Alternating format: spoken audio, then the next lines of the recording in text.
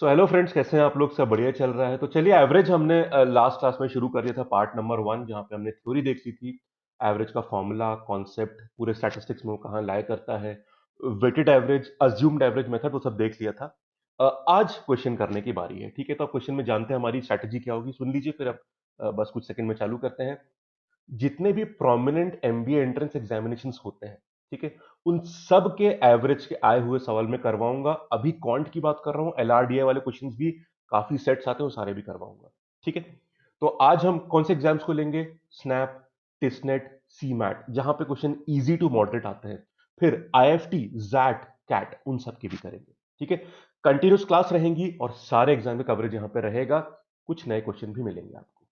ठीक है, पर ध्यान रखिएगा रूल क्या रहेगा। और फ्रेंड्स, एक बात बताऊं मैं आपको, कई बार हम सिर्फ कैट के पीवाई क्यू मतलब प्रीवियस ईयर क्वेश्चन, ठीक है, तो कई बार हम सिर्फ कैट के पिछले साल क्वेश्चन करते हैं। ऐसा मत करो, हर एग्जाम के सवाल बहुत ही बेहतरीन होते हैं और बाकी सारे एग्जाम में हेल्प करते हैं। ठीक है, तो इन सारे एग्जाम्स के एवरेज में आए हुए पिछले साल के सवाल सॉल्व करने के बाद आपको इमेंस कॉन्फिडेंस फील होगा to solve the questions in the upcoming exam. पूरा सॉलिड तरीके से तैयार हो जाएगा। पर एक बात ध्यान रखना, फिर मैं शुरू करा रहा हूं पहले सवाल के साथ, और इसको मिस मत करना। जब भी सवाल आपकी स्क्रीन पर आए, आप पॉज करेंगे और जेन्युइनली पूरे एफर्ट के साथ कॉपी और पेन लेके सॉल्व करेंगे। जब आपका सॉल्व हो जाए तभी सोल्यूशन आगे देखना। ना हो पाए पर एफर्ट बेस्ट होना चाहिए। रैंडमली या बिना ट्राई करे हुए वीडियो मत देखते जाना, हेल्प नहीं मिलेगी। ये छोटी सी बात जरूर ट्राई करना। यही एक छोटा सा चेंज अपनी स्ट्रैटेजी में करके आपको एक बहुत मेजर चेंज अपने प्रिपरेशन में दिखाई देगा। प्लीज मेरी बात मानिएगा। ठीक है, चलिए शुरू करते हैं। तो इंट्रोडक्शन आप देख सकते हैं and let us start with the first question. आज स्नैप के हैं, कल मैं आईएफटी वाले करवाऊंगा क्वेश्चंस। स्नैप के पूरे कर लेते हैं, लगभग 8 से 10 क्वेश्चन है। Let us start. Channel subscribe कर लेना, वीडियो लाइक जरूर करना अगर पसंद आए तो, एंड कमेंट जरूर करिएगा अपने feedbacks. Your feedbacks are very valuable, अच्छा बुरा जो भी है। कुछ बुराई भी है कि सर इंप्रूवमेंट हो सकता है, पसंद नहीं आ रहा, please feel free to comment. ठीक है, और टेलीग्राम पे कॉन्सेप्ट नाम से चैनल है। एड्रेस है t.me/concept अंडरस्कोर ट्री, ये एड्रेस है। इसको टेलीग्राम के सर्च पैनल पे सर्च करना मिल जाएगा, या सर्च पैनल पे आप concept underscore sorry concept space tree लिखोगे ना तो भी आपको मिल जाएगा। ये एड्रेस है, ये नाम है, आप दोनों में से किसी भी सर्च कर लो, मिल जाएगा, ज्वाइन कर लीजिएगा। वहां पे एक स्टूडेंट डिस्कशन ग्रुप भी है, it will be very helpful for you. पहला सवाल, Yeah. आप पॉज करोगे, सॉल्व करोगे, फिर आगे चलाना, प्लीज ये बात मानो, बहुत जरूरी है। ठीक है, चलिए मैं तो सॉल्व कर रहा हूं, let us start.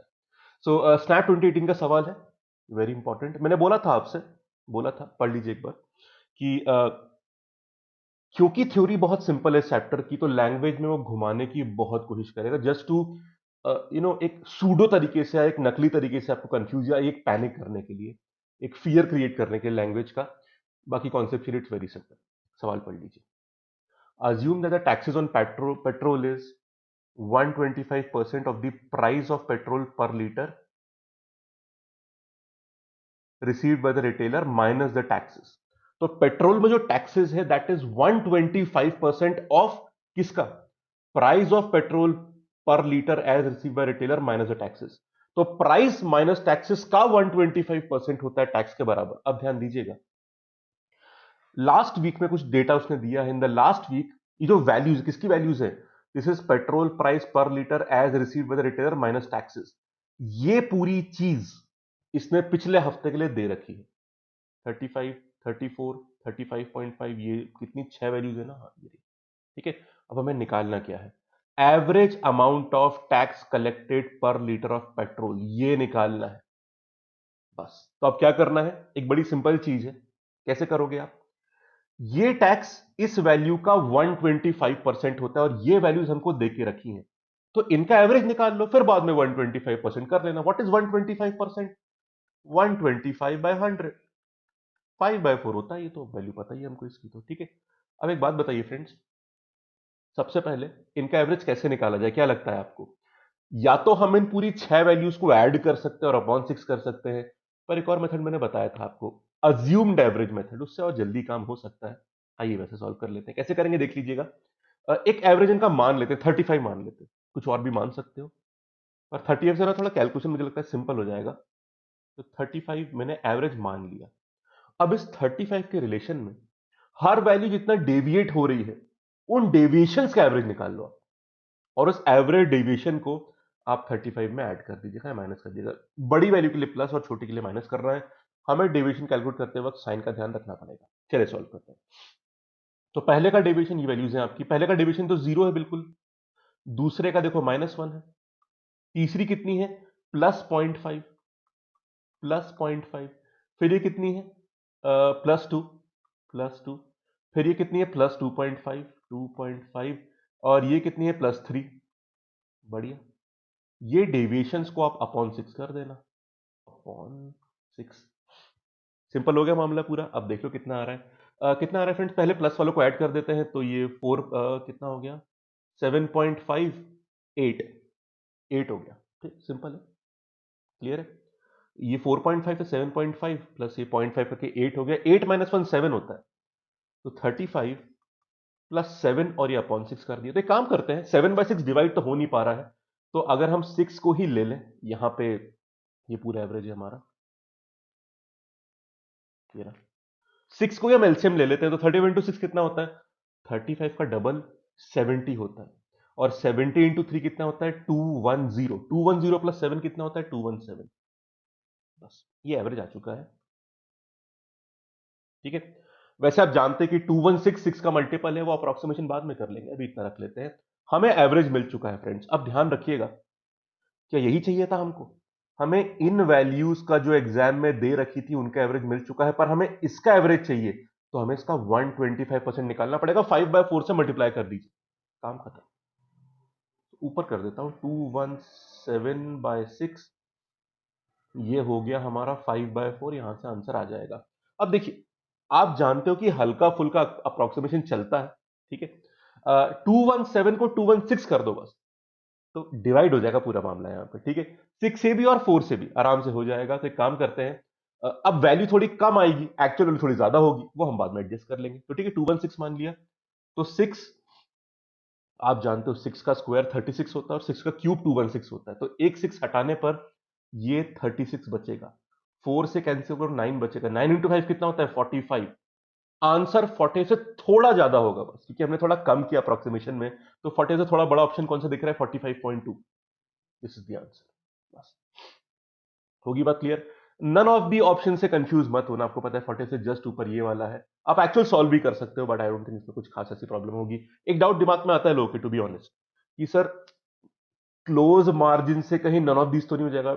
I don't think snap इतना परेशान करेगा हमको, तो हम ए ऑप्शन मार्क कर सकते हैं। बाकी पूरा कैलकुलेट करना है आपको, वो भी आराम से हो जाएगा, नॉट वेरी डिफिकल्ट, ठीक है। चलिए, क्लियर होगी बात। So A option is the answer. पर आपने ध्यान दिया यहां पर कितना सिंपल था, आपको बस इनका एवरेज निकालना था। सिंपल सी वैल्यूज थी, अज्यूम्ड एवरेज मेथड लगा दिया हमने, बड़े आराम से ये आंसर आ गया, ठीक है, 36 के आसपास। उसका बस ये करना था हमको 5/4, सच सिंपल कैलकुलेशन। पर अपने दिल से पूछिए, he tried, the examiner tried his और her best to confuse you. क्यों? कुछ लोग बोलते हैं सर ये प्राइस पर लीटर निकाल लिया, फिर हमें कुछ माइनस भी तो करना पड़ेगा, कुछ इक्वेशन भी तो बनानी पड़ेगी। कुछ नहीं बनानी, ये जो दिया हुआ है डिक्टो यही चीज तो आपको दे दी यहां पे, लास्ट वीक की बात पढ़ो, बिल्कुल सेम चीज दी है। तो ये माइनस वाइनस सब कंफ्यूज करने के लिए था। जो चीज का 125% लेना है, डिक्टो वही चीज दे दी आपको। तो जो भी इंटरनल कैलकुलेशंस रहे होंगे वो उसने कर लिए होंगे, उसका टेंशन आपको नहीं लेना, ठीक है। बट हाँ, आप में से कई लोग मानोगे जिन्होंने पूरा ट्राई किया होगा कि हाँ, स्लाइड कंफ्यूजन वॉज देयर, बस उससे बचना है। जो काम की चीज है उसको लेते हुए आंसर निकालते हो आगे बढ़ जाओ, it will be all simple. अगले सवाल पे चलते हैं, ठीक है। स्नैप 2015 पे आते हैं। आप पॉज करेंगे और ट्राई करेंगे फ्रेंड्स। आप ट्राई करने के बाद, आंसर आने के बाद वीडियो को आगे देखेंगे, मैं आगे बढ़ रहा हूं। तो a batsman was having average of 32 run. एक बात ध्यान रखना फ्रेंड्स, पर इनिंग मतलब एक इनिंग, पर इनिंग बोलने का मतलब ही, पर मतलब आपने डिवाइड कर दिया, तो एवरेज की बात तो हो ही रही है वैसे, ठीक है। एवरेज मार्क्स पर स्टूडेंट, एवरेज हाइट ऑफ पर स्टूडेंट, एवरेज रन्स पर इनिंग्स, ये सब चीजें एवरेज ही इंडिकेट करती है। आफ्टर 15th इनिंग, तो 15 इनिंग के बाद एक बैट्समैन का पर इनिंग का एवरेज 32 रन था, ठीक है। 16th इनिंग के बाद, अब मतलब कि आपने 16th इनिंग के अगर रन्स भी जोड़ दिए हैं, तो एवरेज 2 से आगे बढ़ जाता है। तो 16th इनिंग का स्कोर कितना है? बहुत सिंपल है, एक बात बताओ फ्रेंड्स, 16 इनिंग्स का एवरेज कितना है? 34, 2 से बढ़ गया। और सिर्फ 15 तक एवरेज कितना है? 32। ये नंबर ऑफ इनिंग्स, ये उसका एवरेज, मल्टीप्लाई करने पर आपको 16 इनिंग्स के बाद का सम ऑफ रन्स मिल जाएगा। और 15 ये नंबर ऑफ ऑब्जर्वेशन से उनका एवरेज है, इनको मल्टीप्लाई करने के बाद आपको 15 इनिंग्स के बाद का एवरेज मिल जाएगा। टोटल टोटल मिल जाएगा मतलब। तो 16 इनिंग्स तक का सम आपको यहां मिल जाएगा, 15 इनिंग्स के बाद का सम आपको यहां मिल जाएगा। दोनों को माइनस करने पर आपको जो 16वीं 16th इनिंग है उसके रन मिल जाएंगे, वही तो चाहिए आपको। बस दोनों सम निकाल के माइनस करो। तो 15th तक का सम यहां पे निकालो। कैसे निकालेंगे? देखिए बहुत सिंपल है, ध्यान से देखना। इसके बहुत सारे तरीके हो सकते हैं, आपको जैसे भी करना है। मैं एक काम करता हूं, यहां पे अगर आप 3 निकाल दो यहां से, तो 3 कितना हो जाएगा? 96। और 96 इंटू 5 कितना होता है? 480। अब सीधे भी मल्टीप्लाई कर सकते हो आप, ठीक है? सीधे मल्टीप्लाई भी आप 10 सेकंड में कर ही लोगे, तो नॉट मच ऑफ प्रॉब्लम। ये 480 हो गया। इतने रन उसने 15 इनिंग्स के बाद बनाए थे। और दूसरा हिस्सा अगर आप मल्टीप्लाई कर लो, तो 6 इंटू 4 ये 24, 6 इंटू 3 18, और ये हो गया 20, ये 34, तो कितना हो गया? 445, 544। इतने रन उन्होंने 16 इनिंग्स के बाद बनाए थे। इतने 15 के बाद, इतने 16 के बाद, इन दोनों को माइनस करने पर 16th वाली इनिंग का आपको स्कोर आराम से मिल जाएगा। योर आंसर है 64। बस ये option is the answer. Simple है पूरा मामला यहाँ पे। क्वेश्चन समझ में आ जाए, मामला बहुत सिंपल रहता है। ठीक है, आगे चलते हैं। एवरेज ऑफ 11 नंबर, आप पॉज करके ट्राई करेंगे प्लीज, ठीक है, तब आगे बढ़िएगा। Average of 11 numbers is 10.9। ठीक है, पूरे 11 का एवरेज दिया उसने 10.9। पहले 6 का एवरेज 10.5 है, आखिरी 6 का एवरेज 11.4 है। तो आपको मिडिल मोस्ट नंबर निकालना है। और आप जानते हैं फ्रेंड्स, 11 नंबर्स में मिडिल मोस्ट नंबर 11 प्लस 1/2 6 होता है। ठीक है, चलिए देखते हैं। तो फ्रेंड्स, पूरे 11 नंबर्स का सम कितना हो जाएगा? S11 कितना हो जाएगा? आप कुछ नहीं करिए, 10.9 को इंटू 11 कर दो। 10.9 को इंटू 11 कर दोगे आप, तो कितना आ जाएगा? ये 109 और ये 109, 1199 डेसिमल लगाओ, ये आ गया। तो 119.9। ठीक है, तो अब यहां पे ध्यान दीजिएगा, पहले 6 मतलब 1 टू 6 का सम कितना हो जाएगा? आप वही काम कर रहे हो, number of observation into average को मल्टीप्लाई कर रहे हो। उसके लिए आप पहले 6 का एवरेज 10.5 है, उसको इंटू 6 कर दो। बेहद सिंपल। 6 इंटू 5 आप जानते हैं कितना होता है? 30। और 6 इंटू ये 63 हो गया। बहुत सिंपल तरीके से, प्रॉब्लम तो नहीं है इसमें। ठीक है, अब यहां पे आखिरी 6 कौन से नंबर होंगे? आखिरी 6 पता है कौन से होंगे? ध्यान रखना, 7 से लेके 11 नहीं होंगे, आपको आखिरी 5 नहीं, आखिरी 6 चाहिए। तो उसमें भी 6 ऑब्जर्वेशन आएगा, आपको 6 टू 11 करना पड़ेगा। आप ये मत सोचना कि सर यहां 6 से किया फिर 7 से चालू करें। 7 टू 11 में आपको सिर्फ 5 ऑब्जर्वेशन होंगे, आपको 6 चाहिए, तो 6 दो बार आ गया है। चलो कैसे निकालेंगे? अब 11.4 उनका एवरेज है, इसको इंटू 6 कर दो, तो यहां पे काम बन जाएगा। ठीक है, तो 6 into 4 is this is 24, 6 into 1 is 6 8, और ये 668.4। इन दोनों को ऐड कर दो एक बार, तो ये 0.4, ये 11, और ये आ गया। क्लियर है बात? कोई डाउट तो नहीं है इसमें? All clear? ठीक है, चलिए। अब ध्यान दिया आपने, ये पूरे 11 ऑब्जर्वेशन का सम है, ये पहले 6th वाले का सम है, और ये 6 से 11th वाले का सम है। इन दोनों को ऐड करने पर आपको 1 से लेके 11 तक का पूरा सम मिल गया है, पर 6 वाला ऑब्जर्वेशन 2 बार आ गया है। उसमें से पूरे 11 ऑब्जर्वेशन के सम को माइनस करोगे तो पूरा हट जाएगा, पर 6 वाला 2 बार आया था, इसलिए वो एक बार रह जाएगा, और वही चाहिए आपको। तो दोनों को माइनस कर दीजिए, तो काम बन गया आपका। तो एक काम करते हैं ना, 131.4 और 119.9 को माइनस करिए, तो आपका 11.5 आंसर आ जाएगा। 6th वाला ऑब्जर्वेशन बस 2 बार आया था, बाकी तो सारे कैंसिल हो गए, बस 6th वाला एक बार बचेगा, और वही हमको चाहिए, मिडिल मोस्ट ऑब्जर्वेशन। तो 11.5 इज द आंसर। सिंपल। ठीक है, तो वही मिडिल मोस्ट वैल्यू फाइंड करने वाले भी क्वेश्चन कई बार पूछे जाते हैं। ये काफी स्टैंडर्ड और काफी इंपॉर्टेंट फॉर्म से, ध्यान रखिएगा। चलिए आगे चलते हैं। क्लियर है ना? चलो, एग्जैक्टली वैसा नहीं, पर कुछ कुछ वैसा सवाल एक और है, आप पॉज करके सॉल्व करेंगे, मैं आगे सॉल्व करता हूं। तो 5 नंबर का एवरेज है कितना? 61। तो इनका सम निकाल लेते हैं, x1 plus x2 plus x3 plus x4 plus x5। आप देख रहे हैं ज्यादातर फॉर्मूला कौन सा यूज हो रहा है? एवरेज दे रखा है, नंबर दे रखा है, और आपसे पूछ रहा है सम का इस्तेमाल करवा रहा है। तो 61 इंटू 5 कर दीजिए, 305। क्लियर है पूरा मामला? चलिए, अब इसने क्या दिया है, पहले और तीसरे का एवरेज दिया है, तो मतलब x1 प्लस x3 अपॉन 269 के बराबर है। तो x1 प्लस x3 कितना हो जाएगा? डबल कर लो एवरेज को, है ना? क्लियर है बात? 138। सेकंड और फोर्थ मतलब x2 प्लस x4 बाय 269 दिया हुआ है, तो x2 प्लस x4 कितना हो जाएगा, उसको डबल कर लिया जाए, 138। बहुत बढ़िया बात है। फिफ्थ नंबर चाहिए फ्रेंड, बहुत सिंपल है, इन दोनों को ऐड करके इससे माइनस कर लो बस x। एक सेकेंड, x5 नहीं मिलेगा, बाकी सब तो दिया है आपको, इनका सम भी दिया है, इनका सम भी दिया है, इनके सम को उससे माइनस करो, x5 बचेगा, बस इतना करना है आपको, इसको डबल कर लो, कितना आ रहा है? This is 276। सही है, 276 माइनस कर लो, कितना आ रहा है? 29 is the answer. 29 is the answer. इसमें x5 नहीं, इसमें x5 है, दोनों को माइनस करेंगे तो इनका डिफरेंस जो होगा वही x5 के बराबर होगा, दिस इज 29। ठीक है, देख रहे हो, सिंपल कॉन्सेप्ट है बिल्कुल, और स्नैप बड़ा इंपॉर्टेंट एग्जाम होता है, आप जानते हैं, अच्छी तरह से आराम से मैनेज हो रहा है। ठीक है, ऐसा नहीं कि सिर्फ स्नैप के सवाल करेंगे, अभी तो हम लोग लेवल अप करेंगे अच्छा खासा, IFT जेड कैट सारे करेंगे। ठीक है, तो क्लियर हो रहा है कॉन्सेप्ट? चलिए आगे चलते हैं। अब यहां ध्यान दीजिएगा, आप देख रहे हो सवाल, ग्रुप आ गया यहां पे, 19 मैन का जो 19 मैन, आप पॉज करके सॉल्व करेंगे फिर आगे बढ़ेंगे। 19 मैन का जो ग्रुप है उनका एवरेज वेट 74 है, और 38 वुमेन वाला जो ग्रुप है उनका एवरेज 63 है। ठीक है, आपको पूरे ग्रुप का एवरेज साथ में निकालना है, राउंड ऑफ करके नियरेस्ट इंटीजर पे, सिंपल।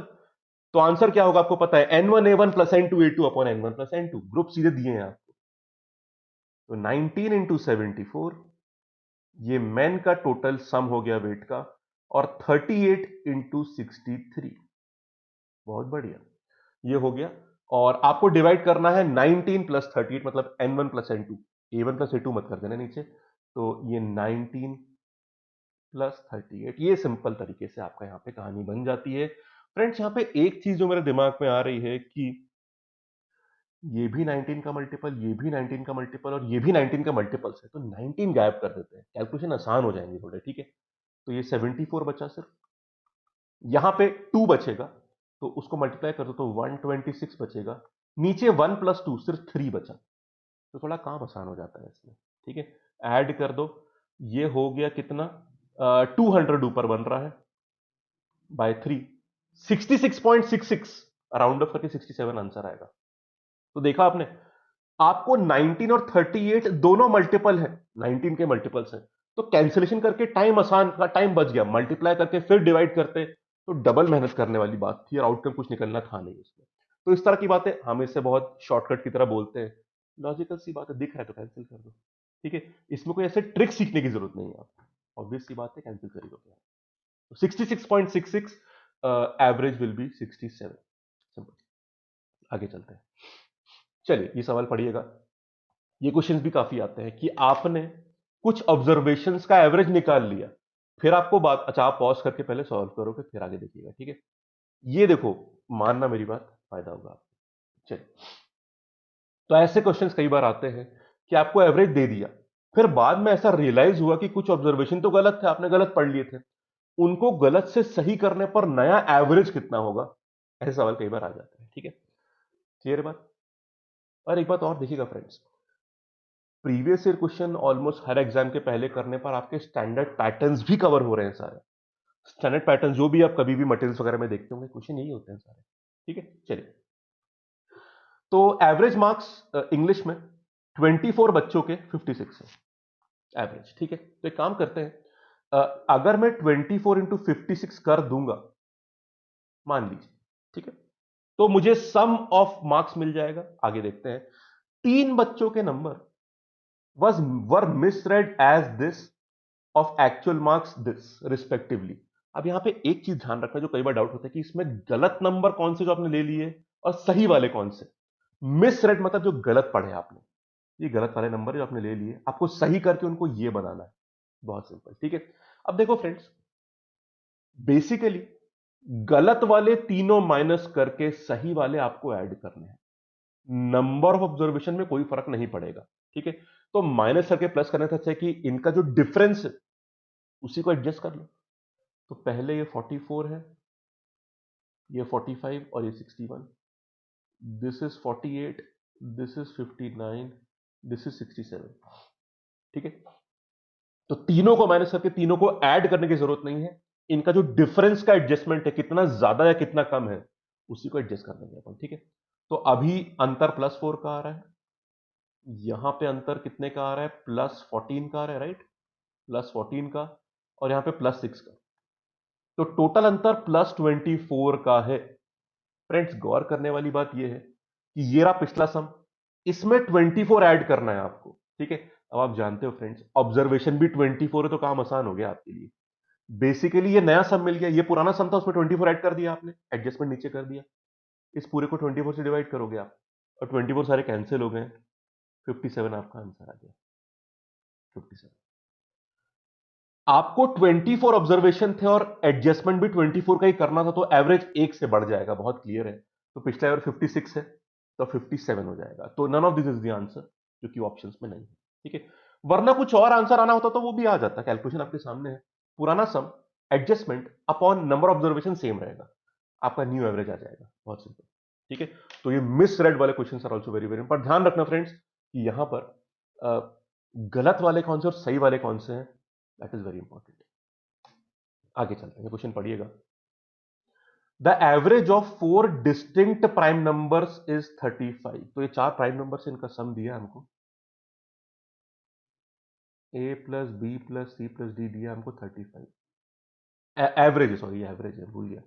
तो हमको इनका सम निकालना है, तो नंबर ऑफ ऑब्जर्वेशन मतलब 4 से मल्टीप्लाई करना पड़ेगा, तो कितना हो जाएगा 140।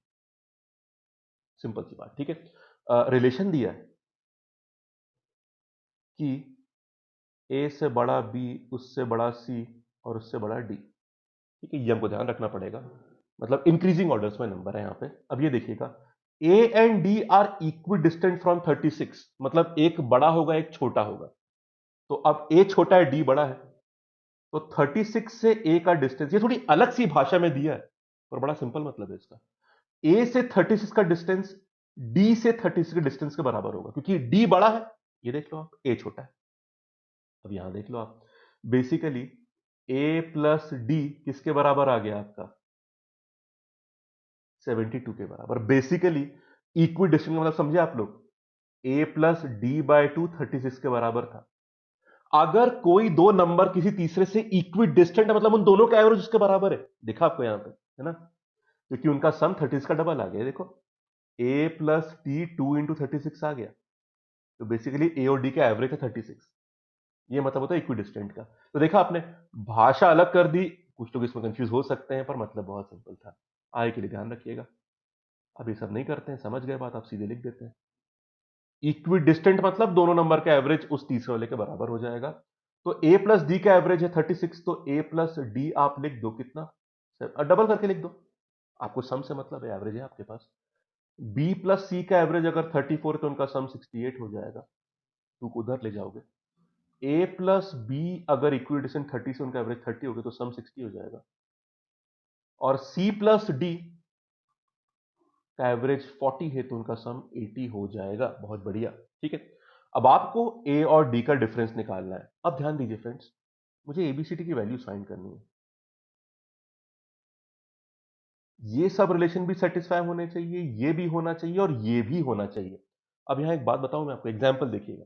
प्राइम नंबर है, आप जानते हैं, मान लो एक प्राइम नंबर हम लेते हैं, मान लो हमने 3 ले लिया, ए को 3, देखो ऐसे शुरू करें कहानी।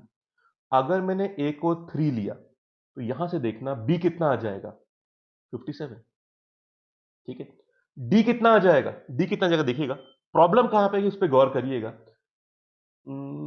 हाँ ये देखिए, 3 था, तो ये 69 आ गया, 69। अब प्रॉब्लम पता है क्या है, आपने डी को 69 रखा यहां पे, तो सी आपका 11 आ गया, सी छोटा हो गया बी से, ये प्रॉब्लम हुई यहां पे, ठीक है। तो ये इनइक्वालिटी वाली इंक्रीजिंग ऑर्डर जरूरी है यहां पे, इसलिए प्रॉब्लम है, इसको सॉल्व कर सकते। एक और एग्जांपल में दिखाता हूं आपको। ए को मान लो 5 रख लेते हैं। अब यहां से सारी वैल्यू आपकी आ जाती है, ठीक है। ए को 5 और वो ऊपर सेटिस्फाई करता ही करता है, उसकी टेंशन नहीं, आप चेक भी कर सकते हैं, नॉट अ प्रॉब्लम। ए को 5 रखने पर आपका बी कितना आ गया, ये इधर से थर्ड इक्वेशन से, ये 1 2 3 4 कर दिया आपने, ठीक है, ये 75 आ गया, ठीक है। उसके बाद आपने बी को रखा 75, यहां से भी निकाल लो आप। अब देखो आप यहाँ पे एक सेकेंड, सॉरी 75 मैं गलत देख लिया, सॉरी, तो सॉरी, ए रखा 5 तो 55 आ गया, 55। अब देखो फ्रेंड्स, बी प्लस सी 68 है, अगर बी ही आपने 55 कर दिया तो कितना बचेगा, सी 13, छोटा आ गया।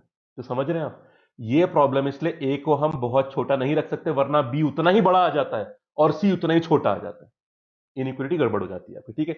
इसलिए आपको ए और बी को क्लोजेस्ट पॉसिबल रखना पड़ेगा, ए जितना बड़ा हो सके और बी जितना छोटा हो सके, पर बी को ए से बड़ा होना है, क्लोजेस्ट पॉसिबल। पर बी को ए से बड़ा रखेंगे, पर इतना गैप नहीं रखेंगे कि आपने 5 और एक प्रॉब्लम और है वैसे तो, कि आपने रखा इसको 5 तो ये कितना हो गया 55, या तो ये प्राइम भी नहीं है ना, तो प्रॉब्लम तो वैसे ही खत्म हो जाती है यहाँ पे, ठीक है। क्लियर है बात, तो बाकी को तो निकालने का मतलब ही नहीं था क्योंकि वो प्राइम ही नहीं रहा है यहाँ पे। क्लियर है बात। उसी तरह से अगर आप इसको रखते हो 7 तो कितना आ गया, दिस विल बी 53 यहां से।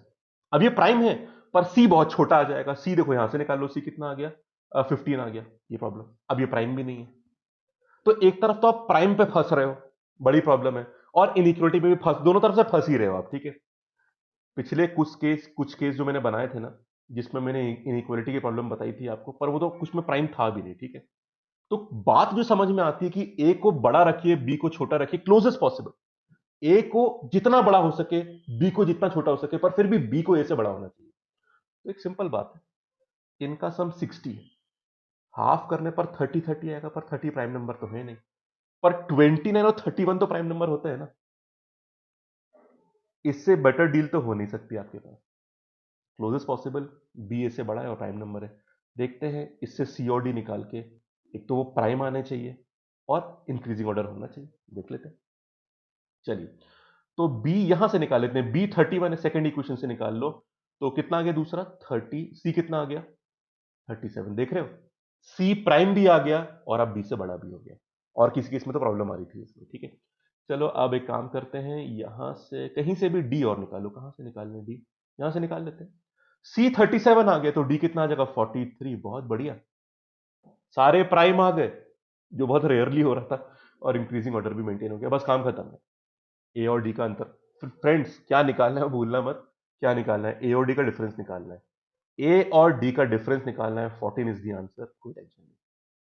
तो कई बार केस फॉर्मेशन वाले केस में इसमें लोग कंफ्यूज हो सकते हैं, सर इक्विडिस्टेंट दे दिया, इक्वेशन 5 दे दी, इनइक्वालिटी की बात कर दिया, अरे तो क्या कर दिया, वैल्यू आराम से आ तो गई, थोड़ा तो ट्राई करो, एक वैल्यू रख के तो देखो, आंसर तक आराम से पहुंच जाओगे, ठीक है। तो थोड़ा जेन्युइनली ट्राई करना चाहिए, आंसर बहुत आराम से आ जाएगा, nothing much to worry. Question number 8, ठीक है। एवरेज रेवेन्यू दे रखी, आप पहले पॉज करके ट्राई करेंगे फिर आगे बढ़िएगा। 10,000 पर डे, यार इसमें ना जीरो जीरो बार बार आ रहे हैं, इनको हटा ही देते हैं अपन, बाद में जीरो ऐड कर देंगे सारे, ठीक है। तो 10 अभी मान के चल रहा हूं, बाद में 1000 बाद में कर देंगे। 10 रुपीज पर डे 30 डे का एवरेज है, उसमें वीकेंड के 8 दिन थे जिनका एवरेज 20 था, तो वीक डेज की रेवेन्यू चाहिए। देखो बहुत सिंपल है, 8 डेज वीकेंड के हैं, इनका एवरेज है 20, तो बाकी 22 डेज किसके होंगे, वीक डेज के होंगे, जिनका एवरेज एक्स है जो हमको फाइंड करना है। पूरे 30 डेज का एवरेज कितना है, कितना एवरेज है, 10 है ना, हाँ 10, तो लगा दो weighted average formula, 8 × 20 plus 22 × x upon n1 + n2, 30 दिया ही आपको पहले से, ये एवरेज है किसके बराबर, 10 के बराबर। सब सही है ना, हाँ सही है। चलिए सॉल्व कर लेते हैं। तो 22 × x कितना आ जाएगा, ये देखो यार यहाँ पे 300 आ गया, उसमें से आपको दिस विल बी 160 माइनस कर दो, तो x कितना आ जाएगा देख लीजिए यहाँ पे, दिस विल बी 140, सही है, अपॉन 22, मतलब 70/11 करेंगे आप, 1000 ऐड कर दो क्योंकि आपने 3 जीरो हटाए थे, तो 70,000 अपॉन 11 आपका आंसर है। सॉल्व कर दो, कितना आ रहा है, दिस इज 66 4 गया, तो 4 से नहीं, पहले अपन किसको ले जाएंगे, 3 पे ले जाएंगे, 33 7 आएगा, फिर 6 पे ले जाएंगे, फिर 3 पॉइंट मतलब 3.6 कुछ बनेगा, 6363.6 बनेगा, इसको राउंड ऑफ करके 11 से डिवीजन आसान होता है क्योंकि वो सेम डिजिट बनते हैं ना, तो उसको आगे करते जाना सिंपल सही होता है। तो 6364 आपका आंसर यहां बन जाएगा राउंड ऑफ करके। Simple, A option is the answer. Very simple question of weighted average. पर आप देख रहे हो मिक्सचर तो बन ही रहा है फ्रेंड्स, वीकडेज और वीकेंड का मिक्सचर बना दिया आपने। खैर एक्चुअल मिक्सचर वाले क्वेश्चन हम लोग बाद में करेंगे एवरेज के बाद, पर मिक्सचर चल रहा है एक तरह से, तो पता होना चाहिए आपको। Question number 9। अब स्नैप 2010 में कुछ क्वेश्चन डीएस के आए थे, डेटा सफिशिएंसी के, ठीक है। तो एवरेज के सवाल डीएस में भी आ जाते हैं, डेटा सफिशिएंसी में। तो थोड़े एक या दो सवाल उसके थे, वो कर लेते हैं, फिर क्लास खत्म, ठीक है। चलिए पहले आप ट्राई करेंगे, ऑप्शन आपके सामने है, पॉज करके आप ट्राई करेंगे, फिर आगे बढ़ते हैं। आंसर सोच लेना, मैं सॉल्व करा रहा हूं, ठीक है। पॉज करके ट्राई करने के बाद आप आगे देखेंगे। Total marks obtained by these 4 people is 360। तो हमें पी के मार्क्स निकालने हैं, मैथ्स की बात हो रही है यहां पे, सम दे रखा है। एक बात ध्यान रखिए फ्रेंड्स, डेटा सफिशिएंसी में आपको आंसर नहीं निकालना होता है, आपको सिर्फ यह निकालना होता है कि ये गिवन इंफॉर्मेशन आंसर निकालने के लिए सफिशिएंट है या नहीं। Is the given data sufficient to find the answer और नॉट, दैट्स ऑल। आंसर निकालना नहीं है आपको, ठीक है। चलिए अब देखते हैं आंसर क्या होता है। दो स्टेटमेंट दिए आपको, सपोर्टिंग स्टेटमेंट्स। अगर सिर्फ अकेला स्टेटमेंट 1 काफी है तो आप ए मार्क कर देना, अगर अकेला 2 काफी है तो बी मार्क कर देना, अगर इंडिविजुअली उनसे आंसर नहीं आ रहा तो आप दोनों को साथ में ट्राई करोगे, दोनों को साथ में ट्राई करने पर आंसर आ गया तो सी मार्क कर देना, दोनों को साथ में यूज करने के बाद भी आंसर नहीं आया तो फिर आप डी मार्क कर देना। डीएस वाले क्वेश्चंस में इंस्ट्रक्शंस कई बार थोड़े चेंज हो सकते हैं, तो जब भी डीएस के सवाल आते हैं किसी प्रीसेट माइंड फ्रेम में मत रहना, इंस्ट्रक्शन दोबारा पढ़ लेना, ठीक है। चलिए अब सॉल्व करते हैं। देखो पहले सिर्फ अकेले 1 को देखते हैं। पी के marks is 1/3 of the remaining, काम बन गया। पी के मार्क्स बाकी के सम के 1/3 है, बस। तो यहां पे क्यू आर एस का सम आपको पी के टर्म में मिल जाएगा, ऊपर रख देना, पी की वैल्यू कितनी आ जाएगी वो हमको नहीं देख। तो अकेले 1 से आंसर आ चुका है, आपका ए ऑप्शन आंसर बन गया, बस। बाकी चेक करने की जरूरत ही नहीं है, आपका सिर्फ 1 से आ चुका है। पी बाकी तीनों के सम का 1/3 है, तो बाकी तीनों का सम पी के टर्म में निकाल के ओरिजिनल 360 वाली में रख दोगे आप, आपको पी मिल जाएगा और वही चाहिए था, काम खत्म। ए मार्क करके आगे बढ़ जाना, ठीक है। आगे कोई टेंशन इस सवाल में नहीं होगा। खैर अब देख लेते हैं। अब ये जो मैं कर रहा हूं इसे एग्जाम में करने की जरूरत नहीं, कुछ समझाने के लिए बस बता रहा हूं मैं। तो Q plus R plus S 3p हो जाएगा, ऊपर रख दो इसको 3p। 3p plus p 4p हो जाएगा, 360 आ गया, और p की वैल्यू कितनी आ गई, 90। पर ये एग्जाम में निकालना नहीं था आपको, ठीक है, अभी तो बस ऐसे बता दिया मैंने आपको। एक बार देख लेते हैं कि क्या अकेले 2 से आ रहा है, एग्जाम में जरूरत नहीं सॉल्व करने की।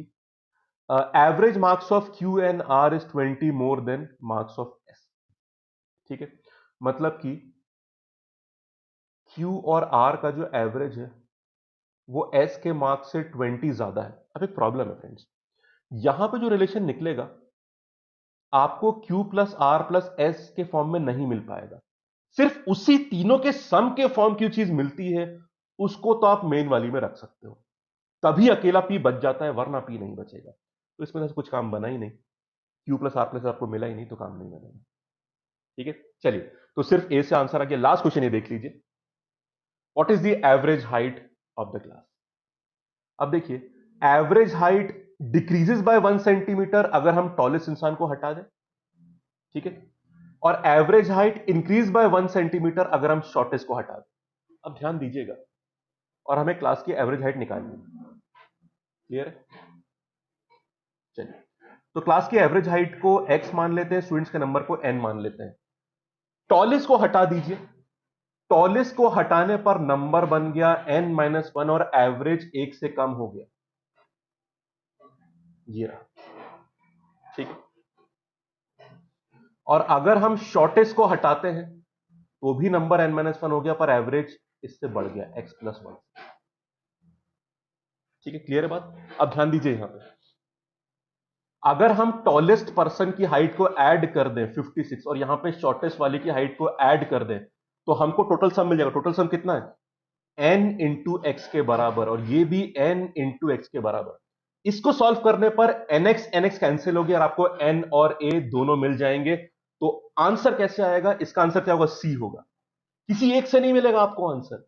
आपको यहां पे इसको ओपन करने पर nx कैंसिल होगा, nx कैंसिल होगा, n और a के टर्म में दो इक्वेशन मिलेगी आपको। क्या आंसर होगा, क्या इक्वेशन बनेगी, वो नहीं करना आपको। You don't have to solve it, right? अब अपनी प्रैक्टिस के लिए कर सकते हैं, पर एग्जाम में जरूरत नहीं। तो क्लियर हुई बात? आपको दोनों की जरूरत पड़ेगी, किसी एक इक्वेशन से आंसर नहीं आ पाएगा। तो C is the answer. Both are required to solve this question. ये थी आज की क्लास। स्नैप के कुछ सवाल करें हमने, अगली क्लास में हम लोग आईएफटी की बातें करेंगे।